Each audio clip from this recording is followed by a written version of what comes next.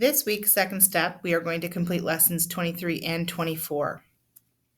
In the last couple of lessons, we explored how to keep our emotions in check and consider the other person's perspective so we can prevent a conflict from escalating.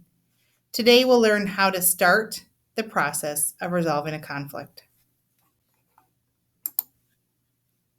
Think about a conflict you had with another person that you were able to resolve.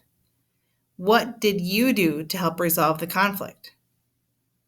What did the other person do to help resolve the conflict?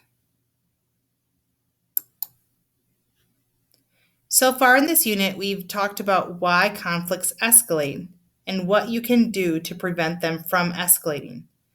But even if both you and the other person involved in the conflict avoid escalating it, the conflict still exists.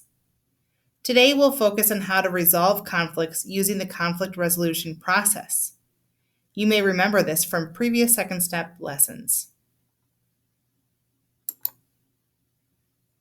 The first step in the conflict resolution process is to describe the conflict in a way that captures everyone's perspective and doesn't blame anyone.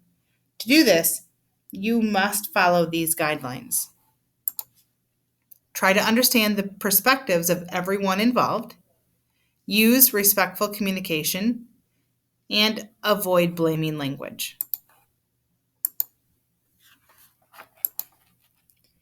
But it's not that easy as it sounds. It can be difficult to find out the other person's perspective, and you're also often convinced that you're right and the other person is wrong. So, what do you need to do to understand what the other person is thinking, feeling, needing, or wanting? Listen, ask questions, imagine what the situation is like for them, keep an open mind, and don't judge them. So, our activity for lesson 23 really goes into lesson 24 as well. So, we're going to go to lesson 24. It's easier to see the character's perspective here. So here's character A. You've been really good friends with character B since first grade. You have a ritual of doing something special together to celebrate your birthdays. For your birthday, your parent bought you 2 tickets to see the premiere of a movie you and character B really want to see. When character B tells you that they've made other plans, you feel hurt and angry. You think they should have prioritized your birthday ritual. For you, honoring that ritual is a sign of being a good friend. All right, now character B. You've been really good friends with character A since first grade. You have a ritual of doing something special together to celebrate your birthdays. This year, however, you've been invited to a poetry open mic night. You've been writing poetry for a while, and this will be an awesome opportunity for you to perform and meet other poets. You're really excited about the opportunity, but sad that it's on your friend's birthday. You let them know you have other plans for that day.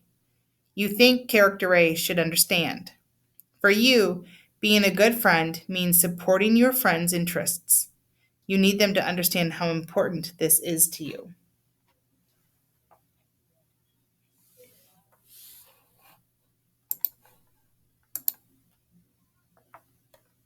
So the first step, what's the conflict? Describe the conflict. Now we'll move on to step 2 in the conflict resolution process. What are the possible solutions?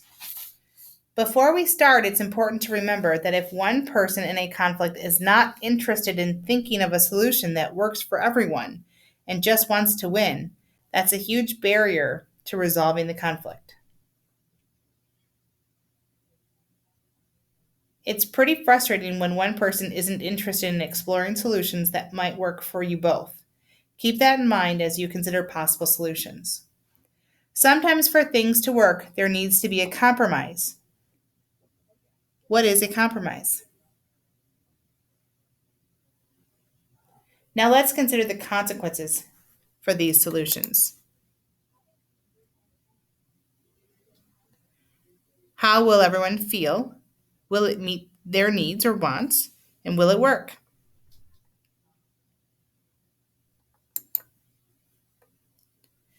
Step 4, what's the best solution? Which solution would you choose for this situation and why? What are 2 or 3 important things you learned about the conflict resolution process that you want to remember the next time you're in a conflict?